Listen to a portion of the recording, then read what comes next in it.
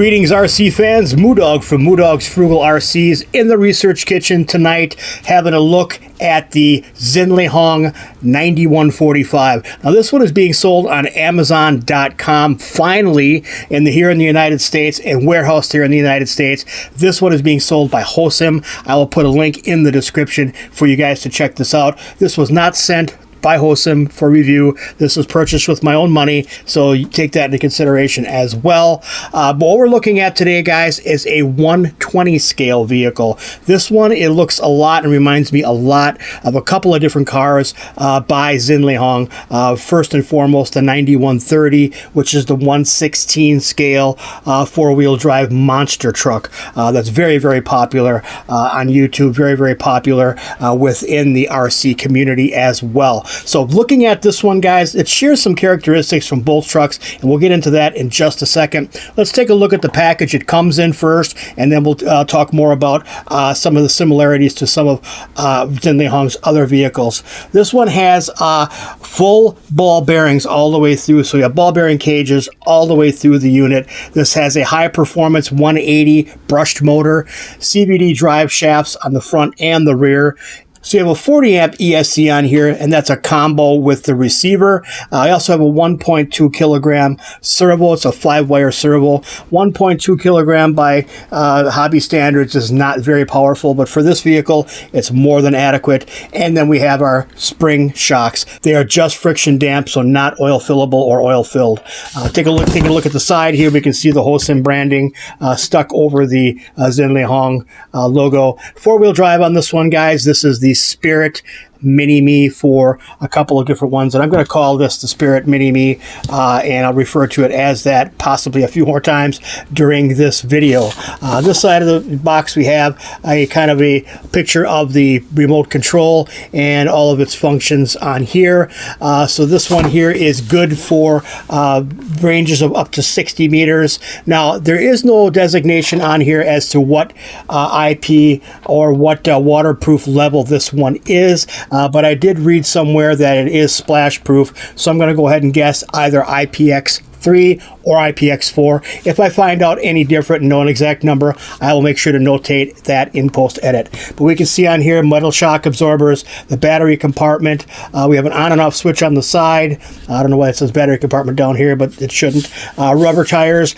Tires are going to be standard on here. We'll get into that in just a second. This side right here, it's showing a couple of different options for this vehicle. We have it either in the blue or the red. Today we're going to be looking at the red. This is ready to run. All you need is batteries for the transmitter and to charge up the included lithium ion cell battery. Backside here, guys, is going to be the same as it ever was. You have your kind of a mini manual here, as well as some warning and caution information. You can read that over at your leisure if you choose to do so. That's pretty much it for the packaging here, guys. We'll go ahead and take a look at what comes inside the box.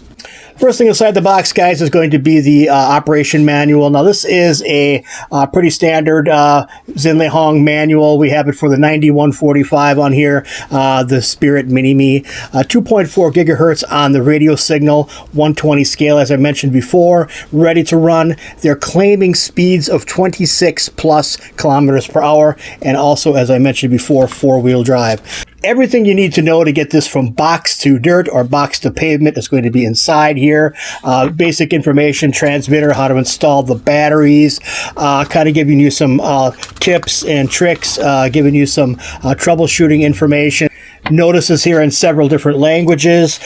We have our parts grid towards the middle of the manual here. Everything looks to be laid out well. Everything is looking good. There's no smudges, no weird looking fonts. I haven't proofread everything on here just yet, but it looks to be pretty decent, as are all Xinlehong manuals.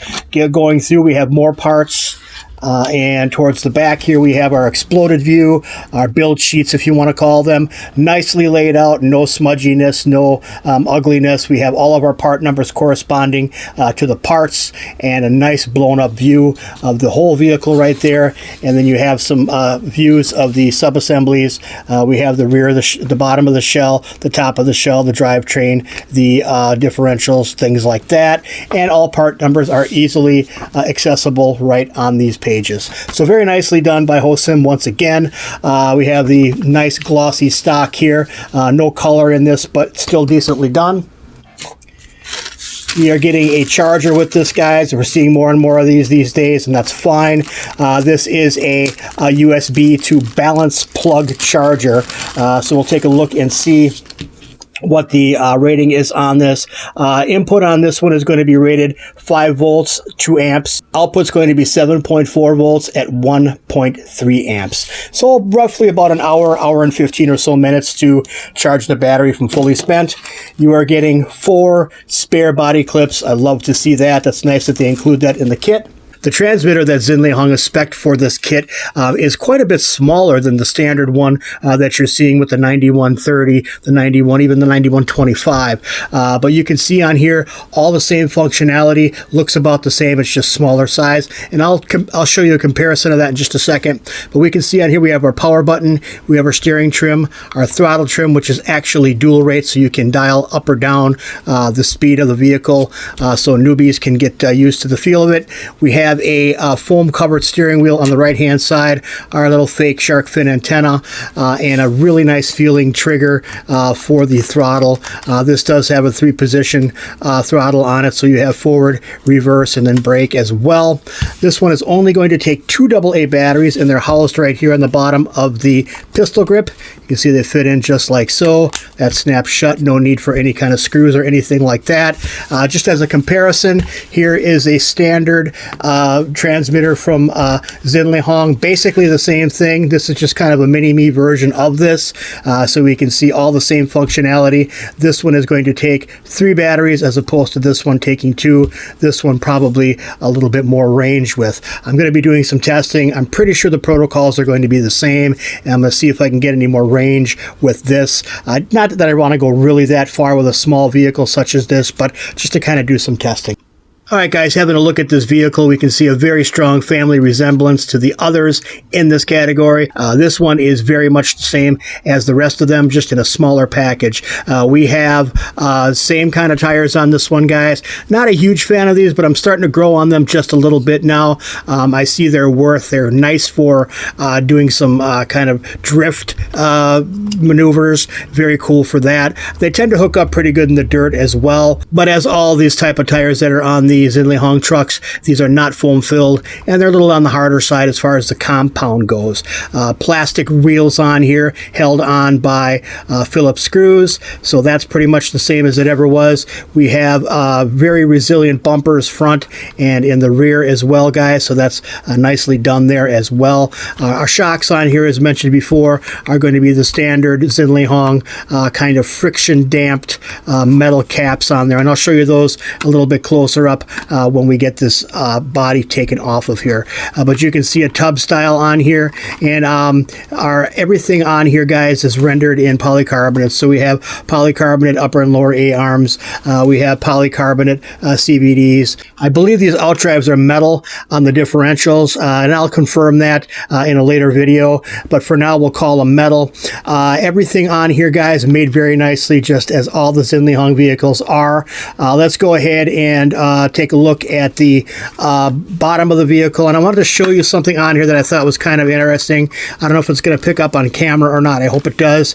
But you have the ROHS tag on here, the FCC number, and it does have a number on here. I'll see if I can zoom this in a little bit. I don't know if this is something that they just, if it's just a fluke or whatever, but if you see the last 4 numbers on here, guys, it's 9125, and I believe this is kind of the mini-me to the 9125, more so than the mini-me to the 9130, and I'll show you why that is as soon as we get this body pulled off of here. Body is held on again by 4 of these body clips, pretty standard stuff there. We have the Telltale Xinlehong Spider, but we have the Xinlehong again, the Spider in the back here. Pretty cool looking. And let's go ahead and pull this body off of here, pull these clips out. Get this out of the way. We'll take a look at the Lexan body here. All right, guys, so the body on this one is, again, nicely done. Everything on here is screen printed, probably painted on top because you got white underneath here. It might have been painted underneath and then actually coated with this white. I'm pretty sure that's what they may have done. I don't feel any stickers on here, so everything was probably applied via computer paint. So it looks pretty good here, guys. Pretty resilient, pretty strong. I think this one's going to withstand a pretty good beating. I'm going to set that aside for the time being and take a look at the vehicle. Now here is where I believe that this is the 9125 Mini-Me. Now this is only a one motor vehicle. We're dealing with a 180 brushed motor in this one, but you can see we have two halves to this clamshell here. And if you look at how everything is put together here, we'll flip it over and I'll show you. You have this bottom half here, and then on the side view you have the actual parting line, or the side half right here. Everything is held together by Phillips screws all the way around. Your battery is going to be sitting on top. There is no access right now to the ESC or to the motor or to the steering servo. So that is all housed inside of this shell here. And in a future video, I'm going to do a teardown on this and show you guys what to expect if you ever open one of these up. But we have the battery compartment up on top here, and I'll show you that real quick. Basically how this is held together. We have two toggles, one on either side. You have one here, you have one here. And this whole shoot and match kind of swings up like that. Pretty cool. They give you enough room in here too, guys, so you could put a larger LiPo battery in there if you should choose to do so. So they're giving you some space. Even if you can't close these toggles properly, I'd recommend putting a strap around all the way around the body of the vehicle and then running it that way. But we can see on here the see if I can get this out. I don't like these battery. One of my gripes on this, guys, and if Hosim or if Xinlehong is watching this or sees this video, one of my gripes are these connectors. Don't put them on here. Go with a JST, red JST, or go with a whatever. Don't use these. They're a pain in the butt to get out. They get stuck. They're hard to get out, and you end up busting a knuckle trying to get them out. So the battery that Xinlehong is included, or Hosim in this case, I guess, we have the Hosim branding on here. 500 milliamp per hour lithium ion cell. This one is 7.4 volts, which equals 3.7 times 2, and a 25C discharge on this one. We have this goofy charger right here, and we also have a balance plug here to charge the battery with the included charger. So nice enough battery. The lithium ion cells seem to work pretty well. Have a nice long life, but come on, Xinlehong, please get rid of these things. I'll end up making a harness for this, or making an adapter so I can adapt this down to using red JST type of LiPos, but still a nice battery in and of itself. Set that aside for now. And you can see on here, guys, a nice polycarbonate chassis on here. Our antenna sticking through right on this side. Everything is put together very, very well on here, guys. There is no reason to be disappointed in this purchase for me anyway. So the 9145 has an on and off button that's located towards the front of the vehicle on the right hand side looking from the rear. You also have an on and off indicator here, LED. Kind of nice to see that as well. We have a small kind of tiny whoop plug right here going off with some wires up to the front, and you're going to see that you have two working LEDs inside these light cans in front here. Very cool. Very nicely done. I know I say that a lot, but I mean what I say when I use the words very nicely done.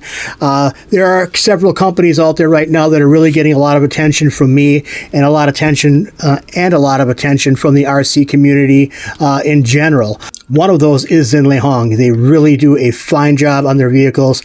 So I'm going to count this as kind of a hybrid design of the 9130 and the 9125. So nicely done. Everything's encased in here. I think it's just really, really nice how this is built. So I'll set that down for now. Let's go ahead and get this battery installed in here.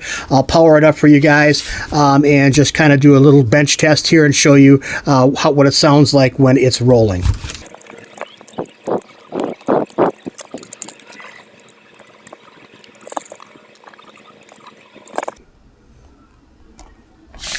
All right, guys, first thing we're going to do to get this thing powered up is turn on our transmitter. Push the button down here. We will see a flashing green LED, basically looking for signal from the vehicle. Next thing we'll do is go ahead and press our button in here on the vehicle itself. And you can see that the servo is active right now and the LED is shining. We'll point it towards the front here, and I'll show you guys the not only the lights in front here, but we can take a look at the actual servo responsiveness. And we'll go ahead and just left and right a little bit here, and we'll go ahead and give it some juice. We're going to start off all the way down with the throttle trim, all the way turned back, I should say, dual rate throttle adjustment, all the way down to about 50%. And we'll power it up, and you can see there's full throttle. We'll go ahead and turn this all the way up on the dual rate. This is 100%. So now we have full speed or full power.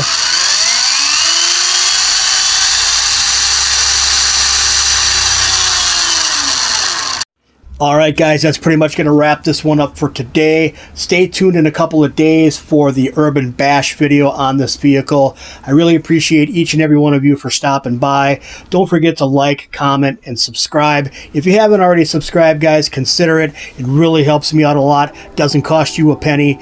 See y'all in the next one, and God bless the Republic.